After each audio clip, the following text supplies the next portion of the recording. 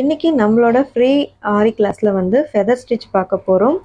Feather stitch வந்து 2 டைப்பில் போடலாம். நார்மலாக ஒரு ஃபெதர் ஸ்டிச் நான் போடுறேன். இதே வந்து பீகாக் ஃபெதருங்கிறது வேறு, அது நம்ம வேறு வீடியோவில் பார்க்கலாம்.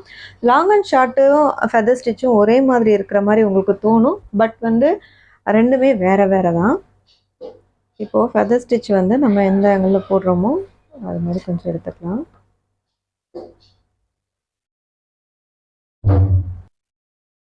ஐஸ்கிரீம் கோன்லாம் இருக்கும் இல்லையா, அந்த மாதிரி ஷேப்பில் ட்ரா பண்ணிக்கோங்க. நான் வந்து சில்க் த்ரெட் எடுத்திருக்கேன்.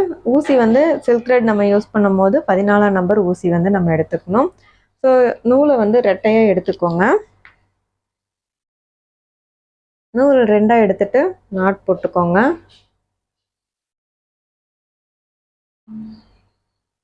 இந்த 2 நூலும் வந்து இந்த மாதிரி இருக்கும், நாட் போட்டுட்டு. ஸோ இதை வந்து பிடிக்கும் போது இந்த ஆங்கிளில் பிடிச்சிக்கோங்க. இப்போ நம்ம ஸ்டார்ட் பண்ணலாம். இங்கே ஸ்டார்டிங்கில் வந்து நம்ம வந்து எடுக்கணும். ஸோ நூலை ஃபஸ்ட்டு எடுத்தாச்சு. எடுத்துட்டு இந்த இங்கே ஒரு கோடு இருக்கு இல்லையா, இதை விட்டுட்டு அதுக்கு அடுத்து உள்ள கோடில் மாட்டி எடுத்துட்டு அதுக்கு மேலே இங்கே இருக்கு இல்லைங்களா, இங்கே வந்து மாட்டி எடுத்துட்டு இப்போ வரும்போது ஆல்ரெடி நம்ம இங்கே விட்டு எடுத்தோம்ல, அந்த இடத்த விட்டுட்டு அதுக்கு கீழே உள்ள இடத்துல வந்து இங்கே போகணும். இந்த ஆங்கிளில் வந்து நல்லா தெரியும்னு நினைக்கிறேன். பாருங்கள், இங்கே எடுத்துட்டு அப்படியே இங்கே கீழே வந்துட்டு இங்கே குத்தி இங்கே எடுக்கும் போது அப்படியே இங்கே பேக்கில் கொண்டு போகும்போது இங்கே லாக் ஆகிடும். இப்போ இங்கே கொடுத்துட்டு இங்கே நூல் எடுத்துட்டு இங்கே கொடுத்தி எடுத்துட்டு இங்கே லாக் ஆகிடும். ஸோ இங்கே வந்து நம்ம கொடுக்கூடாது, அங்கே லாக் ஆகிடும். அடுத்த உள்ளதுக்கு வரணும். ஸோ ஒன்று விட்டு ஒன்று கொடுத்து எடுக்கிற மாதிரி ஞாபகம் வச்சுக்கோங்க. ஆனால் கீழே கொடுக்கறது எல்லாமே ஒரே இதில் தான் கொடுக்கணும். ஒரு 2 இது போட்டுட்டிங்கன்னா அதுக்கப்புறம் உங்களுக்கு நல்லா ப்ராக்டிஸ் ஆகிடும்.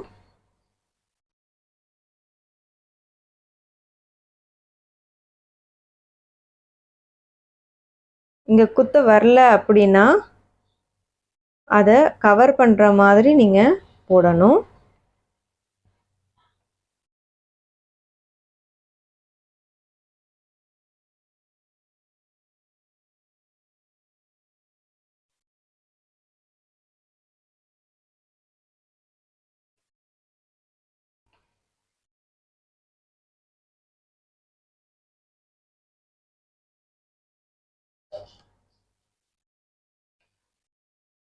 இப்போ வந்து உங்களுக்கு கொஞ்சம் புரிஞ்சிருக்கும்னு நினைக்கிறேன். அதாவது நம்ம கோடு போட்டிருக்கோம் இல்லையா, ஒன்று விட்டு ஒன்று கொடுத்து எடுத்துகிட்டு வந்தீங்கன்னாவே கரெக்டாக வந்துடும்.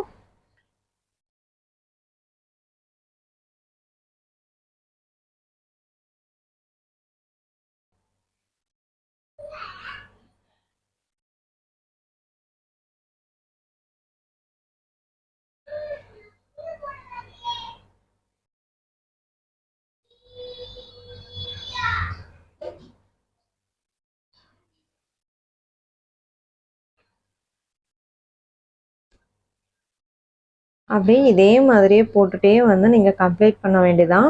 கீழே கொடுக்கும்போது மட்டும் அந்த ஒரே இடத்துலையே கொடுத்து எடுக்கணும்.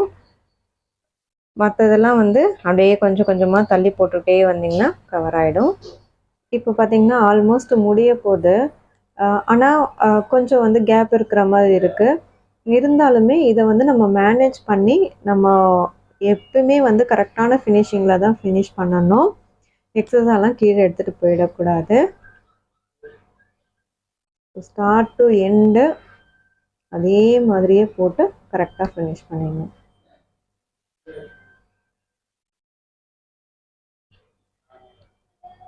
இங்கே வந்து நம்ம எண்ணெய் போட்டுடலாம்.